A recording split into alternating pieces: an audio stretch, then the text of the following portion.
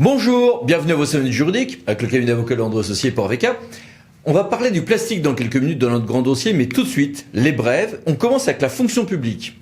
Beaucoup de choses.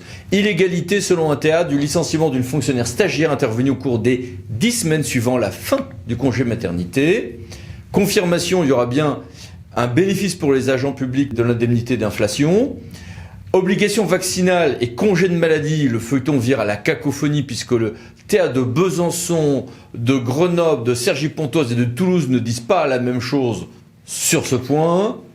Et le Conseil d'État, en revanche, tranché et confirmé que oui, les personnels de petite enfance, notamment des crèches, ont bien l'obligation de se faire vacciner, sauf que la future loi va les en dispenser. Fonction publique toujours. Non, on ne peut pas contourner l'arrivée progressive aux 1607 heures en compensant ça avec des RTT, ça marche pas. Et puis plein de mini-brèves sur la fonction publique, notamment de l'État, ici. Contrat. Est-ce que je peux imposer à mon futur co-contractant DSP d'indiquer le nom de ces futurs co-contractants à peine d'irrecevabilité de son offre? Oui, selon un TA. Urbanisme, intéressante décision de la CA de Marseille sur les conséquences à tirer du retrait par les services instructeurs de leur demande de pièces complémentaires. Et puis, est-ce que dans la contestation d'un permis de construire, l'identification au siège de la société pétitionnaire et non pas l'adresse indiquée sur la demande de permis est suffisante? Réponse oui, Conseil d'État. À la suite d'un Conseil d'État de 2019, mais de manière plus ample, et y compris pour les prises de rendez-vous en ligne, un TA, celui de la Guyane, refuse le tout numérique dans les relations avec les usagers, sauf texte spécial. La métropole d'Aix-Marseille-Provence va perdre ses conseils de territoire et le Conseil d'État en matière de déchets a nuancé, atténué sa jurisprudence au champ pour fixer le montant de la TOM. On peut prendre en compte les dépenses directes bien sûr, mais aussi certaines dépenses transversales faites par les services centraux sous certaines strictes conditions.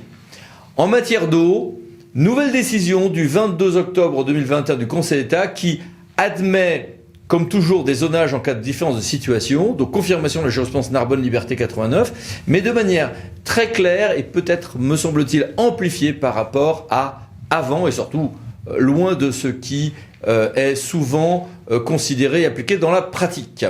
Et puis beaucoup de mini-brèves pendant ces vacances de la Toussaint. Que voici, que voilà,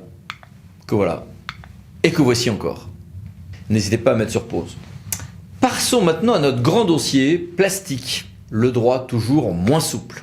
Dans les années 80, on chantait que le plastique c'est fantastique, mais c'est assez dramatique aussi, et sa disparition va encore mieux. On a énormément de textes qui sont arrivés depuis 2015 en la matière, avec quelques éléments textuels que voici. Et tout de suite, j'ai voulu poser des questions à mon frère, confrère et associé Yann. Bonjour. Bonjour. Alors Yann, les gens sont un peu perdus parce qu'il y a plein de textes, ça va dans tous les sens. Est-ce que tout ceci est cohérent? C'est donc un peu la technique des petits pas, et finalement on avance. En revanche, ce qui crée une confusion, c'est le fait qu'on ne fonctionne plus du tout en silo. On n'a plus des lois sectorielles, mais des lois transversales sur les enjeux environnementaux, qui sont eux-mêmes transversaux, et ça peut expliquer aussi ce sentiment du coup de confusion, mais quand on y regarde de plus près, c'est très cohérent. Et avec la loi GEC et puis surtout Climat Résilience, on a un nouveau calendrier de sortie du plastique. La loi décline les objectifs de sortie du plastique jetable ou dit inutile selon un calendrier, avec des sorties progressives. 2020, il y a déjà eu des interdictions, les gobelets en plastique, assiettes en plastique, coton-tige. 2021, d'autres interdictions avec les pailles, les couverts plastiques, les touillettes, certains contenants, et ainsi de suite jusqu'en 2025. Bon, difficile de fixer une norme, de savoir si c'est suffisant ou pas, mais est-ce que c'est pas un peu modeste quand même? Ça peut paraître modeste, mais en réalité, au-delà même du côté symbolique, car ce sont des objets de la vie courante, du grand public, il s'agit déjà, rien que sur ces produits, d'énormes tonnages en termes de déchets. Mais surtout, sur cette loi, comme d'autres lois, le plus important est ce qui ne se voit pas. Par exemple, la mise en place de responsabilité d'énergie des producteurs, qui vont devoir mettre en place eux-mêmes des filières d'élimination de certains produits, de certains déchets plastiques, et aussi éviter la production de nouveaux produits avec du plastique. L'extension des règles sur la réparabilité, le réemploi, les garanties qui seront étendus sur certains produits, l'interdiction de destruction également de certains produits, au-delà du gaspillage alimentaire qui a déjà été réglementé avant par la loi Egalim. Également, toute une réflexion qui est même un sujet très sensible au niveau des collectivités sur les consignes des bouteilles en plastique. En réalité, la loi organise tout un processus de diminution de notre addiction au plastique. Sachant qu'il y aura donc la nouvelle directive 2019-904 également à mettre en œuvre. Et surtout, quelles incidences pour le service public, notamment celui des collectivités territoriales et de leurs groupements? D'un point de vue du service public, cela aura des incidences. Les structures de collecte et de traitement vont devoir s'adapter tout simplement à cette nouvelle donne, au fait que le gisement, en termes de déchets, va évoluer.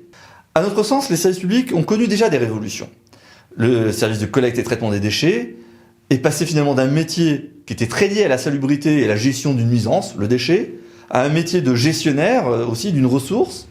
Et désormais, il va devoir apprendre à être l'acteur pivot de l'économie circulaire. Ce qui suppose, une fois de plus, de se réinventer.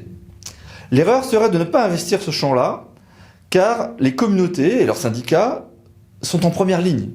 Elles ont une compétence qui est en interaction avec tous les aspects de l'économie circulaire.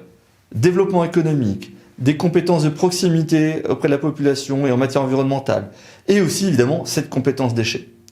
Sur cette dernière, on regrettera que les textes n'ont pas assez pris en compte l'évolution de ces 10 dernières années. On est toujours sur la même écriture, à peu de choses près de l'article 22-24-13, qui identifie la compétence comme étant juste une compétence de gestion des déchets, alors qu'aujourd'hui on devrait transformer cette compétence en compétence également d'accompagnement et de gestion de l'économie circulaire. Merci Yann, et puis merci à vous. À bientôt pour une nouvelle vidéo, les 5 minutes juridiques parlant de associés pour VK. Pensez à vous abonner. Merci, au revoir.